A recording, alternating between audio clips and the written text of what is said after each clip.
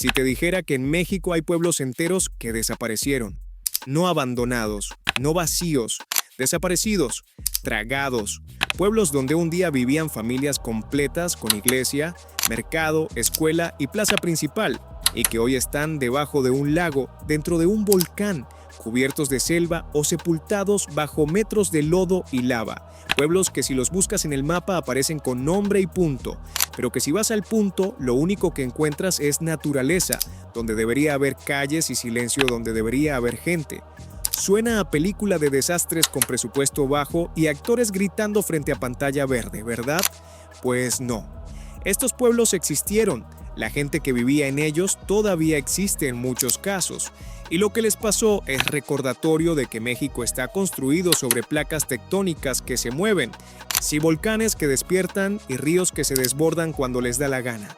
Apoya el canal o sigue creyendo que la naturaleza es ese fondo bonito de tus fotos de vacaciones que siempre se porta bien.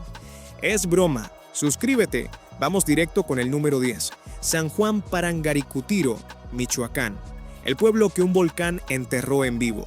El 20 de febrero de 1943, un campesino purépecha llamado Dionisio Pulido estaba trabajando su milpa cuando la tierra se abrió frente a él y empezó a escupir humo, ceniza y roca fundida. Dionisio no estaba presenciando la erupción de un volcán existente, estaba presenciando el nacimiento de uno nuevo. La tierra decidió que ahí, en medio de su milpa de maíz, iba a haber un volcán que no existía ayer y que hoy medía 2 metros y mañana mediría 50, y al final del año sería montaña de 400 metros que se veía desde pueblos a 30 kilómetros de distancia. El Paricutín creció con una velocidad que la ciencia no esperaba. En una semana era cerro de 50 metros. En un mes superaba los 100.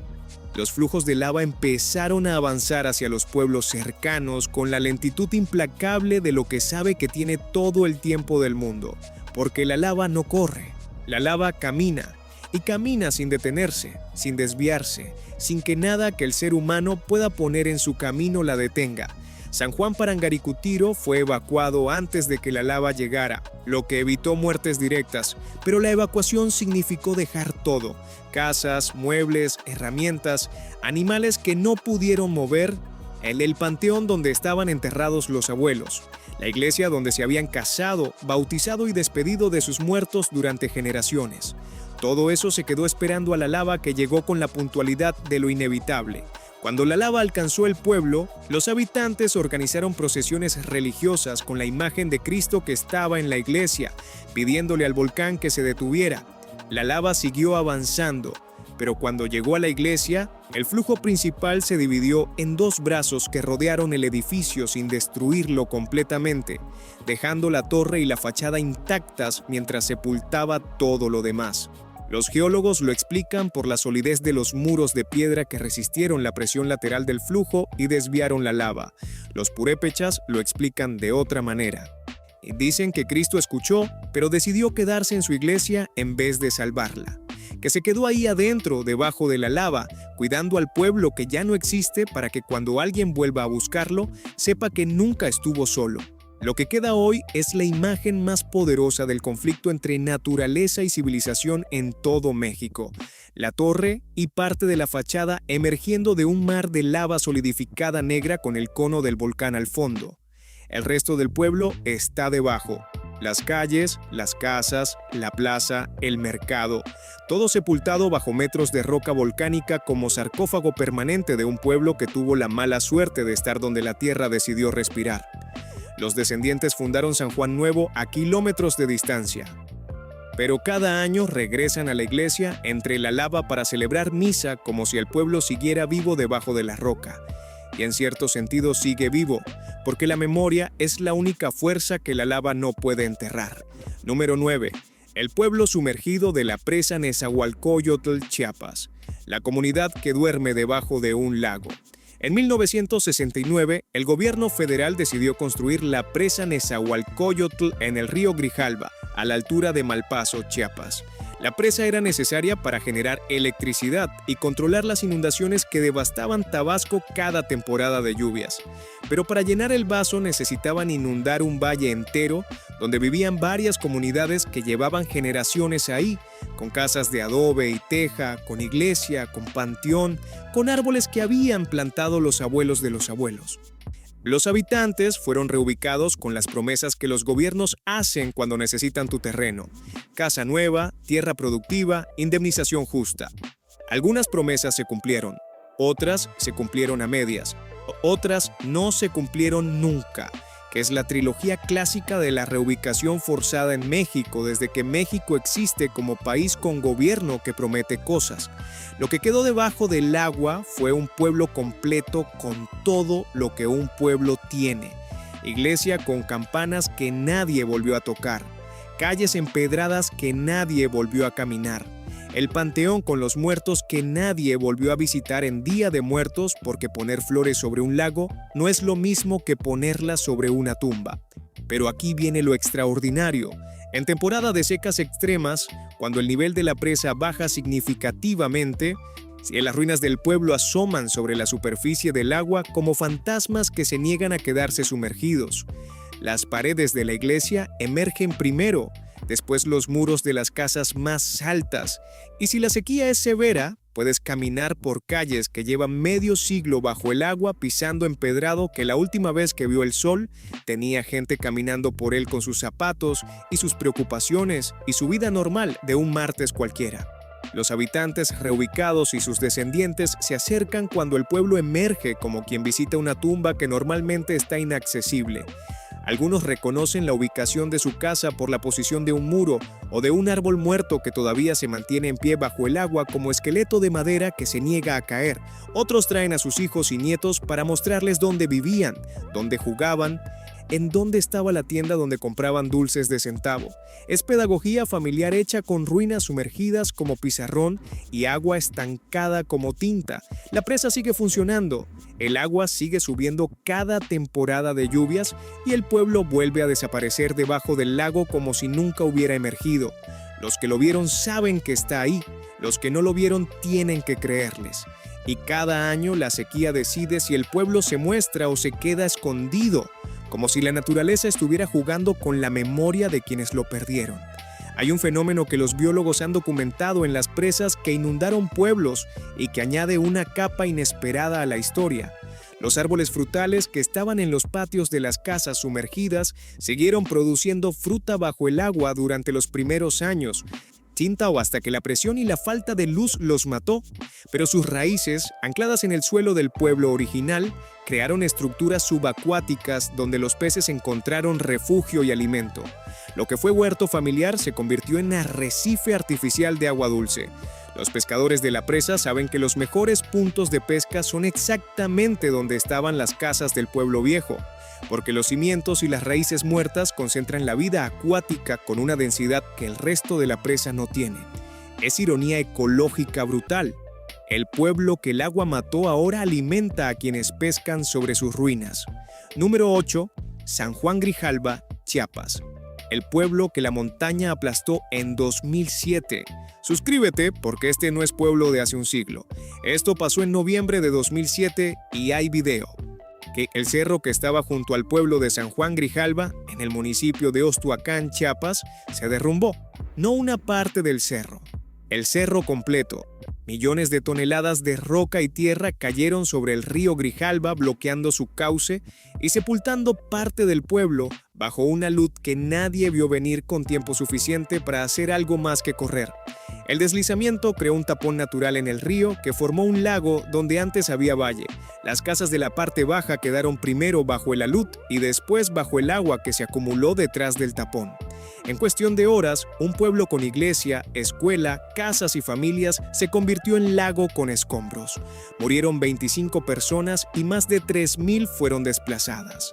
El ejército tuvo que intervenir para drenar parcialmente el lago y evitar que la presión rompiera el tapón, causando inundación catastrófica río abajo. Lo que queda hoy de San Juan Grijalva es paisaje que tu cerebro se resiste a interpretar. Donde había pueblo, hay lago. Donde había cerro, hay cicatriz de tierra expuesta. Donde había río, hay desvío.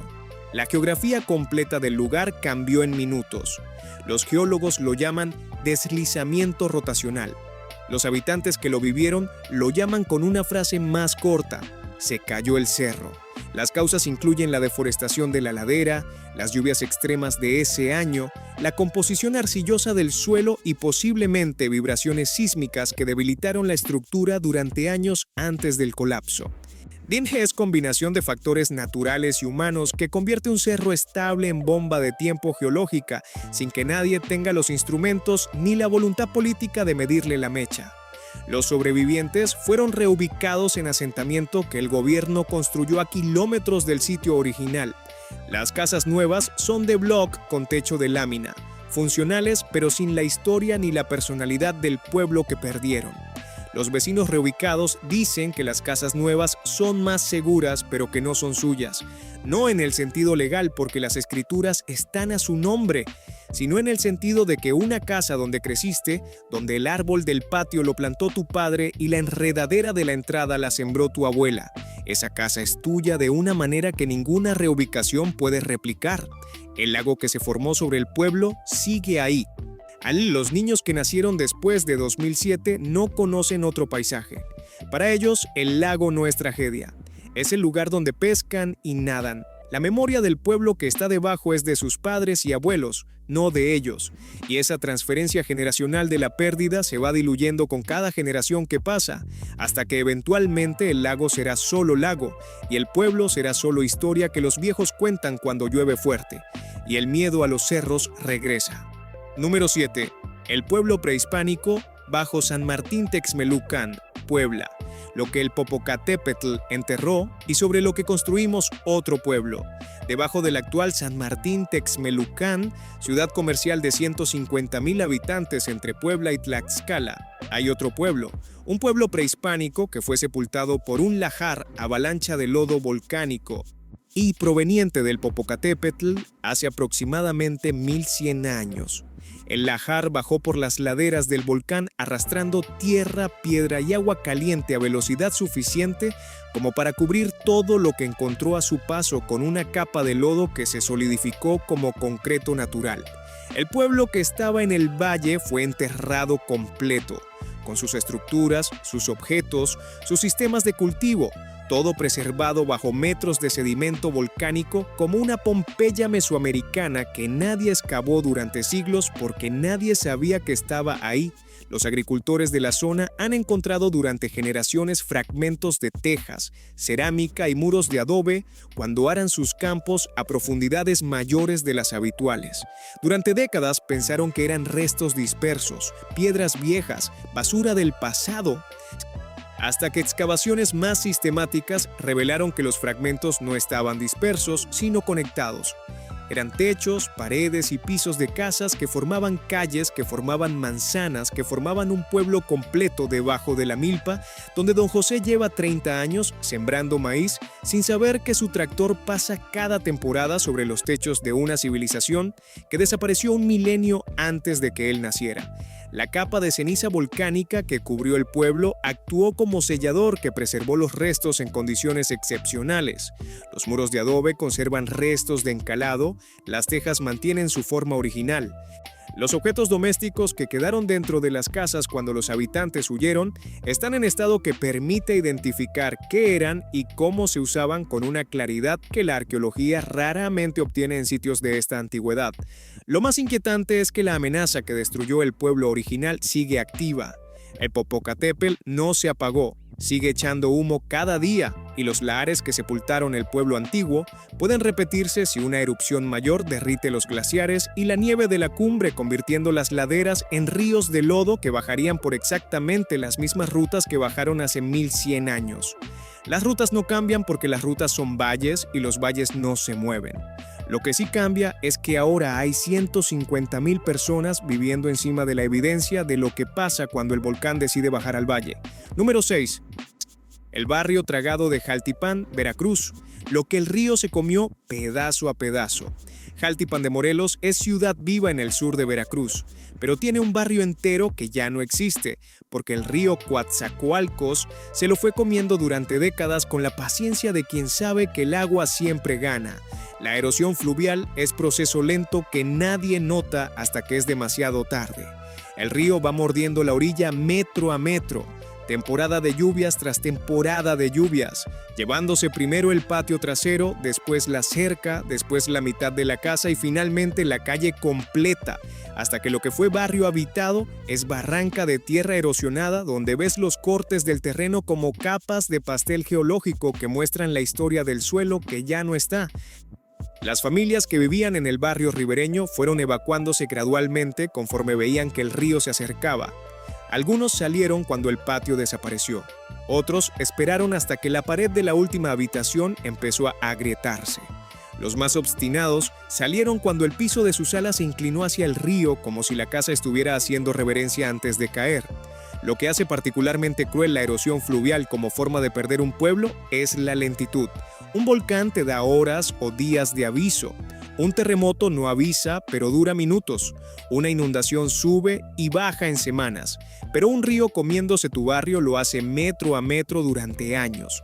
Lo suficientemente lento para que te acostumbres, lo suficientemente constante para que no puedas ignorarlo. Y lo suficientemente imparable para que no puedas hacer nada excepto mirar cómo tu patrimonio se convierte en cauce.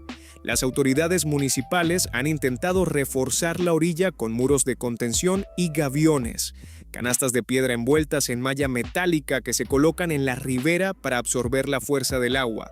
Funcionan temporalmente. El río los rodea, los socava por debajo o simplemente los incorpora a su lecho como obstáculo más que digerir. Los ingenieros hidráulicos saben que contener un río tropical con gaviones es como contener el hambre con un chicle. Entretiene la boca pero no resuelve el problema. Hoy puedes pararte en el borde de lo que fue el barrio y ver, metros abajo, el río corriendo tranquilo sobre lo que fueron cimientos de casas, patios donde jugaban niños, calles donde pasaba el camión de gas cada martes. Los vecinos que quedaron en la orilla nueva saben que el río sigue comiendo y que la pregunta no es si se va a llevar más casas, sino cuándo. Número 5. El Real de Alamitos, Durango. El pueblo que la sierra devoró. Suscríbete porque los pueblos que vienen fueron tragados de maneras que hacen que un río comiéndose casas parezca proceso amable. En las profundidades de la Sierra Madre Occidental de Durango hubo un pueblo minero llamado el Real de Alamitos, que durante el siglo XIX produjo plata suficiente como para justificar el esfuerzo titánico de mantener una comunidad en uno de los puntos más inaccesibles de la sierra. Cuando la plata se acabó, la gente se fue y la sierra reclamó lo suyo con una velocidad que sorprende incluso a los biólogos. La vegetación de la Sierra Madre crece con agresividad proporcional a la humedad que recibe. Y esa zona de Durango recibe mucha. En menos de 50 años, los bosques de pino y encino cubrieron completamente lo que fue pueblo. Los árboles crecieron dentro de las casas, atravesando techos, rompiendo muros, levantando pisos con sus raíces. Los caminos desaparecieron bajo capas de hojarasca acumulada durante décadas que se convirtió en suelo fértil, donde crecieron más árboles que borraron cualquier rastro de trazado urbano. Los arrieros que cruzan la sierra dicen que si sabes dónde buscar, todavía puedes encontrar muros de piedra entre los árboles, fragmentos de lo que fueron casas emergiendo del bosque como huesos de un animal antiguo que la tierra no terminó de digerir. Hay restos de la bocamina principal donde el marco de madera del acceso sobrevive sostenido por las mismas raíces que destruyeron todo lo demás. Y la época como si el bosque hubiera decidido preservar la entrada a la mina como monumento a la razón por la que los humanos estuvieron ahí y a la razón por la que se fueron. El Real de Alamitos no aparece en Google Maps, no aparece en mapas estatales modernos, aparece solo en cartografía minera del siglo XIX que nadie consulta excepto historiadores especializados y buscadores de tesoros, que están convencidos de que donde hubo mina de plata quedó plata escondida. No quedó. Lo que quedó fue un pueblo que la naturaleza recicló con la eficiencia con la que recicla todo lo que el ser humano abandona, convirtiéndolo en bosque, en tierra, en material para que crezca algo nuevo sobre los cimientos de lo que fue. El caso del Real de Alamitos no es único en la Sierra Madre. Y tal los geógrafos estiman que hay más de 200 pueblos mineros abandonados en las sierras de Durango, Chihuahua y Sinaloa, que fueron tragados por la vegetación en diferentes grados. Algunos conservan estructuras visibles porque están en zonas más secas donde el bosque crece lento. Otros desaparecieron completamente bajo la cobertura vegetal y solo se detectan con tecnología LIDAR, un sistema de escaneo láser aéreo que penetra la copa de los árboles y revela las formas del terreno debajo. Los escaneos LIDAR de la Sierra Madre han mostrado trazados urbanos completos, donde las imágenes satelitales solo muestran bosque continuo, calles rectas, plazas cuadradas, patrones de construcción que la naturaleza no produce y que delatan presencia humana anterior debajo del verde. Es como radiografía de la sierra que revela los huesos de pueblos que la piel vegetal escondió durante más de un siglo. Número 4. San Gaspar de los Reyes Subterráneo, Jalisco. El pueblo que la ceniza convirtió en cápsula del tiempo. En la región de los Altos de Jalisco, debajo de campos de cultivo donde hoy crece maíz y agave, hay un pueblo del siglo XVII que fue sepultado por una erupción del volcán de Colima que lanzó ceniza y piedra pómez suficientes como para cubrir comunidades a más de 100 kilómetros del cráter. Los agricultores de la zona han encontrado durante generaciones fragmentos de tejas, cerámica y muros de adobe cuando aran sus campos a profundidades mayores de las habituales. Durante décadas pensaron que eran restos dispersos, hasta que excavaciones más sistemáticas revelaron que los fragmentos estaban conectados. Eran techos, paredes y pisos de casas que formaban calles, que formaban manzanas, que formaban un pueblo que nadie sabía que existía debajo de la milpa, donde 3 generaciones de la misma familia han sembrado maíz sin saber que cosechan sobre los techos de casas donde otras familias cenaban 300 años atrás. La capa de ceniza volcánica actuó como sellador que preservó los restos en condiciones que los arqueólogos consideran excepcionales. Los muros de adobe conservan restos de encalado. Las tejas mantienen su forma original. Los objetos domésticos que quedaron dentro de las casas están en estado de conservación, que permite identificar qué eran y cómo se usaban con una claridad que la arqueología raramente obtiene. La erupción fue lo suficientemente lenta como para que los habitantes escaparan, pero lo suficientemente intensa como para que no pudieran llevarse nada. Salieron con lo opuesto, como salen todos los que huyen de volcanes, terremotos e inundaciones, dejando dentro de sus casas todo lo que los definía como personas: herramientas, utensilios, ropa, comida a medio preparar, la vida interrumpida a la mitad de una oración que la ceniza terminó con punto final. Lo que hace único a San Gaspar Subterráneo es que, a diferencia de Pompeya, que fue excavada y convertida en museo, este pueblo sigue enterrado y funcionando como campo de cultivo. Cada año los tractores pasan sobre él removiendo la capa superficial de tierra sin llegar a la profundidad donde están los restos, pero acercándose un poco más con cada arada. Los arqueólogos piden protección. Los agricultores piden que los dejen trabajar. Y el pueblo del siglo XVII sigue debajo esperando a que alguien decida si su destino es museo o milpa, que son 2 formas muy diferentes de honrar lo que la ceniza preservó. Número 3. Antigua Baluarte, Sinaloa. El pueblo que el río movió sin preguntar. El río Baluarte, que marca la frontera entre Sinaloa y Nayarit, tiene la costumbre geológica de cambiar de cauce cada cierto tiempo. Los ríos tropicales de la costa del Pacífico no son líneas fijas en el mapa, son serpientes de agua que se mueven lateralmente con cada temporada de lluvias intensas, comiendo terreno de un lado y depositándolo del otro, redibujando la geografía con una creatividad que los cartógrafos se encuentran frustrante y los habitantes ribereños encuentran aterradora. Sino, Antigua Baluarte fue comunidad pesquera y agrícola establecida en una curva del río que durante décadas fue estable. Estable en términos geológicos, que no es lo mismo que estable en términos humanos.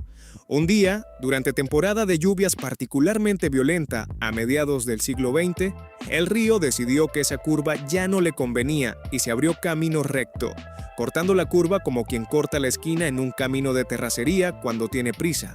El problema fue que la comunidad estaba en la curva que el río cortó. El nuevo cauce pasó exactamente por donde estaban las casas, los corrales y las parcelas. El río no se desbordó, no inundó el pueblo temporalmente, se mudó al pueblo permanentemente. Lo que fue tierra firme con casas encima se convirtió en lecho de río con agua corriendo encima. Los habitantes no perdieron su pueblo por inundación, que es temporal. Lo perdieron por abulsión fluvial, que es permanente. El río no se fue, el pueblo se fue. Los pescadores de la costa sinaloense y nayarita conocen este fenómeno y lo llaman el río buscándose. Dicen que los ríos tienen voluntad propia, que se aburren de ir por el mismo camino y que cada cierto tiempo deciden cambiar de ruta, como persona que un día toma calle diferente para ir al trabajo y descubre que le gusta más. La metáfora es simpática, pero las consecuencias no lo son. Cuando el río se busca y se encuentra pasando por tu casa, la simpatía se acaba y empieza la mudanza. Los desplazados fundaron nueva comunidad río arriba, en terreno que consideraron más seguro. Con la conciencia recién adquirida de que vivir junto a un río tropical es acuerdo de convivencia que el río puede romper unilateralmente. Los viejos de la comunidad nueva miran el río con la desconfianza de quien ya fue traicionado una vez y sabe que puede serlo de nuevo. Lo que los mapas históricos muestran de la zona donde estaba Antigua Baluarte confirma lo que los viejos cuentan. Las cartas geográficas del siglo XIX dibujan el río Baluarte pasando por un lugar completamente diferente al actual. Los mapas de mediados del siglo XX lo muestran en otra posición, y los mapas actuales lo muestran donde está hoy. 3 posiciones distintas en menos de 150 años. El río no se movió una vez. Se ha movido varias veces y cada movimiento dejó atrás un cauce seco que los locales llaman el río viejo y que puedes identificar caminando por la llanura costera como una cicatriz en la tierra, una depresión alargada cubierta de vegetación diferente a la del terreno circundante, porque el suelo que fue lecho de río tiene composición distinta al suelo que nunca lo fue. Esas cicatrices son el historial médico de un río que se ha operado a sí mismo varias veces, cada vez dejando un pueblo menos y una lección más. Número 2. Las comunidades costeras tragadas por el mar, Veracruz. Los pueblos que desaparecen ola por ola. La costa del Golfo de México está en proceso de erosión que los oceanógrafos miden en metros por década y que los habitantes costeros miden en casas perdidas por generación. Y el mar está avanzando sobre la tierra en muchos puntos del litoral veracruzano, y lo que fue playa hace 50 años hoy es fondo marino. En las cercanías de Antón Lizardo, al sur de Veracruz Puerto, comunidades pesqueras que estaban a 200 metros de la línea de costa están hoy a orilla del mar, y lo que estaba a orilla del mar hace una generación ya no está. Las casas que los abuelos construyeron frente a la playa fueron tragadas por el avance del oleaje que cada año muerde unos metros más de tierra y se los lleva mar adentro sin devolverlos. El proceso es tan lento que parece invisible en escala diaria, pero devastador en escala generacional. Un vecino te señala un punto en el agua a 50 metros de la orilla y te dice: ahí estaba la casa de mi abuelo. Señala otro punto un poco más cerca y dice: ahí estaba la escuela donde estudié de niño. Y señala la línea actual del agua lamiendo los cimientos de una casa todavía habitada y dice: esa es mi casa y le quedan unos años. Las causas son múltiples y se retroalimentan. El ascenso del nivel del mar por cambio climático. La subsidencia del terreno costero por extracción de agua subterránea. La destrucción de manglares que funcionaban como barrera natural contra el oleaje. La construcción de infraestructura portuaria que alteró las corrientes dirigiendo la energía del oleaje hacia zonas que antes estaban protegidas. Es combinación donde lo natural y lo humano se entrelazan hasta hacer imposible separar la culpa. Lo que queda de los asentamientos tragados por el mar son cimientos sumergidos que los pescadores conocen porque sus redes se atoran en ellos. Pescan sobre las ruinas de las casas de sus abuelos y cuando la red se engancha en un muro submarino, saben exactamente de quién era esa pared y qué había del otro lado. Hay un aspecto que no se discute lo suficiente: el panteón. Cuando el mar se traga la costa, se traga también el lugar donde están enterrados los muertos de la comunidad. Las tumbas que visitaban cada día de muertos ahora están bajo el agua. Los pescadores dicen que cuando navegan sobre la zona donde estaba el panteón, el agua cambia de color ligeramente. Los oceanógrafos dirían que es efecto de la diferencia de profundidad creada por los muros del cementerio bajo el sedimento. Los pescadores dicen que es otra cosa. Dicen que los muertos se notan, que el agua sabe que tiene gente debajo. Sea explicación científica o creencia arraigada, cada vez que salen a pescar, Ischuk navegan sobre sus muertos. Y eso convierte cada jornada en acto de convivencia con la pérdida que ninguna reubicación puede resolver. Suscríbete porque el número 1 es la historia más impactante de toda la lista y merece que llegues hasta el final. Y número 1, el bosque muerto del Paricutín, Michoacán. El paisaje que parece el fin del mundo y el principio del siguiente. Voy a regresar al Paricutín porque lo que conté en el número 10 fue la historia del pueblo. Lo que voy a contar ahora es lo que pasó con todo lo demás, porque el volcán no solo se tragó un pueblo, se tragó un paisaje completo, y lo que dejó en su lugar es uno de los escenarios más apocalípticos y más hermosos que existen en el planeta. El Paricutín hizo erupción durante 9 años, de 1943 a 1952. 9 años de lava, quenta ceniza y gases volcánicos que transformaron un valle agrícola fértil en desierto de roca negra de 25 kilómetros cuadrados. Los campos de maíz, los huertos de aguacate, los bosques de pino, los arroyos, los caminos, todo quedó debajo de una capa de lava que en algunos puntos tiene más de 10 metros de espesor. Pero lo que el volcán hizo con el bosque circundante es lo que convierte este lugar en algo que no se parece a nada más en la Tierra. La ceniza volcánica que cayó durante 9 años mató los árboles pero no los derribó. Los pinos se secaron de pie, con sus troncos y ramas intactos pero sin una sola hoja, sin una sola aguja verde, convirtiéndose en esqueletos de madera que se mantuvieron erguidos durante décadas como ejército de fantasmas vegetales custodiando un paisaje que ya no existía. Hoy, en más de 70 años después del fin de la erupción, algunos de esos árboles muertos siguen de pie. La madera de pino tratada por los gases volcánicos y la ceniza se mineralizó parcialmente, volviéndose resistente a la descomposición. El resultado es bosque de árboles muertos en medio de campo de lava negra con la iglesia emergiendo al fondo y el cono del volcán dominando el horizonte. Es paisaje que parece generado por computadora para película postapocalíptica, pero que es completamente real y que puedes ver con tus propios ojos si caminas 2 horas sobre roca volcánica desde Angahuán. Pero lo que hace de este lugar el número 1 no es solo la destrucción, es la regeneración, porque la naturaleza que destruyó el pueblo está reconstruyendo el paisaje con la misma paciencia con la que lo destruyó. Entre las grietas de la lava están creciendo líquenes que son los primeros colonizadores de roca volcánica. Sobre los líquenes se acumula suelo orgánico donde empiezan a germinar pastos. Entre los pastos brotan los primeros pinos jóvenes que en unas décadas serán bosque nuevo que cubrirá la lava como la lava cubrió el bosque anterior. Es el ciclo completo visible a simple vista, destrucción y creación ocurriendo simultáneamente en el mismo lugar. Los geólogos lo llaman sucesión ecológica primaria. Los purépechas lo llaman la tierra curándose. Y cuando caminas por ese campo de lava y ves un pino bebé de 30 centímetros creciendo de una grieta en la roca negra junto a un pino muerto de 15 metros que lleva 80 años de pie esperando caer, y entiendes algo sobre la relación entre destrucción y vida que ningún libro puede enseñarte y que ningún otro paisaje del planeta te muestra con esa claridad. El Paricutín se tragó un pueblo, un valle y un bosque completo. Y la naturaleza que lo tragó ya está construyendo todo de nuevo. No para los humanos, no por los humanos, para ella misma. Porque la naturaleza no destruye ni crea pensando en nosotros. Simplemente hace lo que hace y nosotros decidimos si estamos en el camino o nos quitamos. Los purépechas de Angahuán que guían a los visitantes hasta la iglesia entre la lava tienen una frase que repiten cuando alguien les pregunta si el volcán puede volver a hacer erupción. Dicen que la tierra no avisa 2 veces. La primera vez te enseña lo que puede hacer. La segunda vez asume que ya aprendiste. Y si no aprendiste, el problema no es de la tierra, es tuyo. Y con eso cerramos esta lista de 10 pueblos de México que fueron tragados por la naturaleza.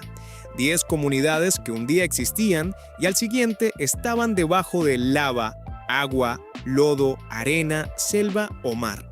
10 recordatorios de que vivimos en un país donde la geografía no es decorado pasivo, sino fuerza activa que construye y destruye paisajes con la indiferencia magnífica de lo que no necesita permiso para actuar. México tiene más de 190,000 localidades registradas. La inmensa mayoría está a salvo de volcanes, deslizamientos y ríos que cambian de opinión. Pero hay un porcentaje que vive en la línea donde la civilización y la geología se encuentran. Y en esa línea, las reglas las pone la tierra, no el ser humano. Los pueblos de esta lista son la prueba de lo que pasa cuando olvidamos esa jerarquía. Si este video te hizo valorar el suelo que pisas, suscríbete. Cada suscripción nos ayuda a seguir recorriendo México buscando las historias que la tierra escribió y que nadie más cuenta. Compártelo con alguien que necesite recordar que el país donde vivimos no es escenografía fija, sino planeta vivo que se mueve, que respira y que de vez en cuando se sacude para recordarnos quién manda. Nos vemos en el próximo video.